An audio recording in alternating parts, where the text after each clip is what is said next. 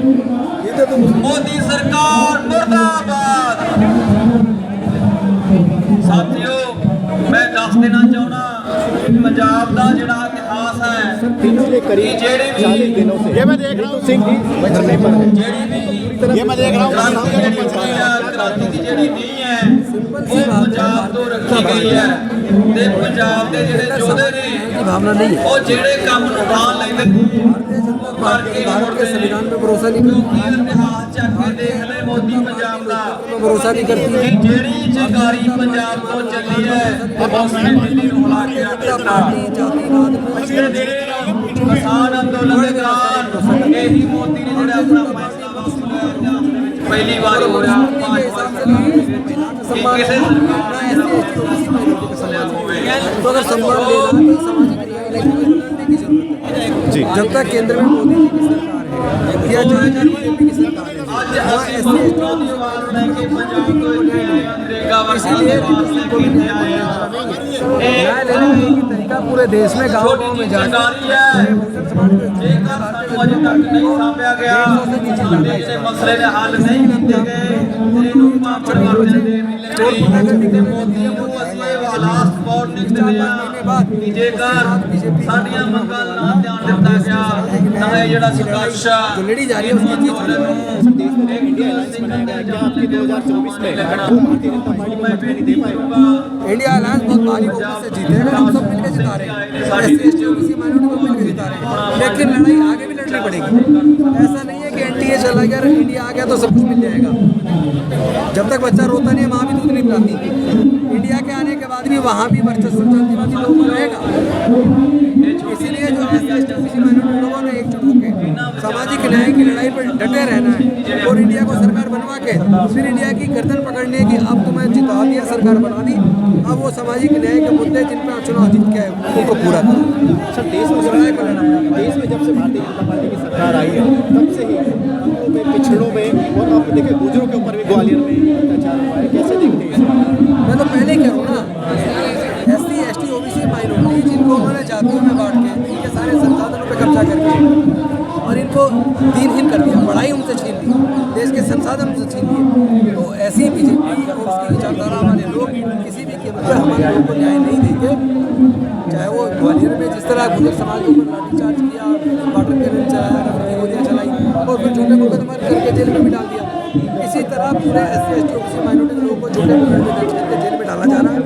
इसीलिए मैं कह रहा हूँ कि ये सामाजिक न्याय की लड़ाई है, इसमें SC/ST OBC माइनॉरिटी टुकड़ों में बट के नहीं जीत सकते, आपको एकजुट होकर लड़ना पड़ेगा तो लड़ाई जीत में बदलेगी। और मुझे खुशी है कि SC/ST OBC माइनॉरिटी लोग एकजुट हो रहे हैं और जीत मिलने वाली है। सर जिस तरह से आए दिन सोशल मीडिया के ऊपर ही प्रहार करती है भारतीय जनता पार्टी, कोई कहती है ये चाइना से कनेक्शन है, कोई कहती है फंड लेते हैं, कैसे देखते हैं आप इसको? मैं इसको ऐसे देखता हूँ कि ये तो सोशल मेन स्ट्रीम मीडिया पूरी तरह बीजेपी का प्रवक्ता बन गया है। मेन स्ट्रीम मीडिया कभी दलित पिछड़े आदिवासी वंचित समाज अल्पसंख्यक की बात नहीं करता, वो उनको उत्पीड़न उनकी हत्याओं में नहीं बोलता, वो मणिपुर जैसी घटना में नहीं बोलता, इजराइल को बोलेगा।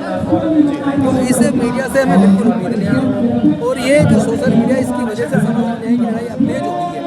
तो मोदी जी इसलिए सोशल मीडिया को बंद करना चाहते हैं, इसलिए उल्टे सीधे आरोप लगा रहे हैं कि विदेशी फंडिंग हो रही है।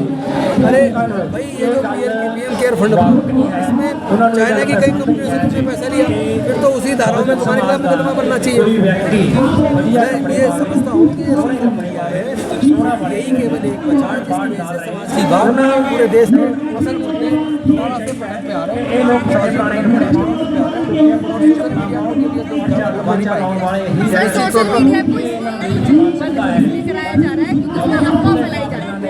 दो तरह के एक सोशल मीडिया जो बीजेपी का बनाया हुआ है, जो झूठ फैलाता है, एक सोशल मीडिया जो सामाजिक न्याय की बात कर रहा है, इसमें SC/ST मुद्दे उठाए जा रहे हैं, उसी को दबाया जा रहा है, लेकिन वो सफल नहीं होंगे। जीत अल्टीमेटली सामाजिक न्याय। आज एक ही बात कहना चाहता हूँ कि जब तक देश में जातियाँ बनी रहेंगी, छूत नीच बनी रहेगी, जब तक देश में धर्म के आधार पर बंटवारा रहेगा, धर्म के आधार पर का अवतरण बढ़ेगा। जब तक देश में 10% लोगों का देश के 90% संसाधनों में कब्जा रहेगा, जब तक देश में बाबा साहब का जो विचार था सेपरेट इलेक्शन यानी पृथक निर्वाचन क्षेत्र SC/ST के चुने प्रतिनिधि SC के द्वारा नहीं तो अपना देश में समझ में मिलने वाला नहीं है। उस लड़ाई को हम लोग जीतने वाले हैं और ये जीतने वाले हैं।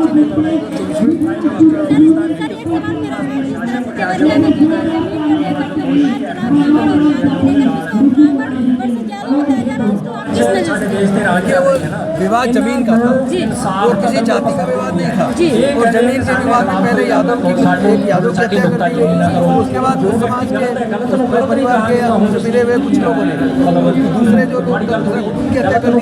तो इसको जाति विवाद बनाना गलत है, लेकिन सरकार खुद बना रही है क्योंकि सरकार यादव के हत्या चाहे किसी की भी नहीं होनी चाहिए, जिसने जुर्म किया वो जेल में होना चाहिए। लेकिन कार्रवाई एक तरफा सारी सरकार की मशीन में लगा के एक तरफा कार्रवाई हो रही है, इसलिए अन्याय हो रहा है यादव समाज के साथ। मैं समझता हूँ हत्या करने वाले की कोई जाति नहीं होती, उत्पीड़न करने वाले की कोई जाति नहीं होती, अन्याय करने वाले की कोई जाति नहीं होती। उसको एक अपराधी के तौर पर देखना चाहिए और जैसा कानून को अपराधी के साथ व्यवहार करना चाहिए वैसा ही करना चाहिए। लेकिन यहाँ तो जाति के हिसाब से सारा व्यवहार किया जा रहा है, सरकारें जाति के हिसाब से निर्णय ले रही है। सरकार तो जाति बात कर रही, लेकिन सरकार जो है कि प्रेमचंद जो यादव है उन्हें जो है कि 31 लाख 90,000 तो मुआवजा लगा दिया और उनके घर को पैदल चलाने का भी पहले इसका जवाब दे चुका हूँ कि सरकार जातिवादी है, वो एक जाति के चश्मे से देखती है और वो ये पहले जुर्म होने के बाद पहले देखती है जुर्म करने वाला कौन है, होगा किसके साथ। अगर दलित के साथ जुर्म हुआ, ओबीसी के साथ जुर्म हुआ, आदिवासी के साथ जुर्म हुआ, माइनॉरिटी के साथ जुर्म हुआ तो वो सरकार सबके साथ देती है। लेकिन अगर जरा सा भी किसी स्वर्ण जाति के साथ हो जाए तो सरकार सक्रिय हो जाती है। तो इस जातिवादी सरकार को जवाब देना चाहिए क्योंकि ये जातिवादी सरकार अपराधी की जाति के साथ जुर्म हो जाती है, उसको जवाब देने का समय बहुत ही ਸਟੇਟ ਕਵਰ ਹੁੰਦੇ ਹਨ। ਅਸੀਂ ਉਹਨਾਂ ਸਟੇਟਾਂ ਦਾ ਜਾਇਜ਼ਾ ਲਿਆ ਔਰ ਜਿੱਥੇ ਅਖਬਾਰ ਨਹੀਂ ਪਹੁੰਚ ਸਕਦੀ ਉਸ ਤਰ੍ਹਾਂ ਸੀ ਉਸੇ ਤਰ੍ਹਾਂ ਜਿਹਾ ਉਹਦੇ ਵਿੱਚ ਕੋਈ ਵੀ ਫਰਕ ਨਹੀਂ ਆਇਆ। ਸਾਨੂੰ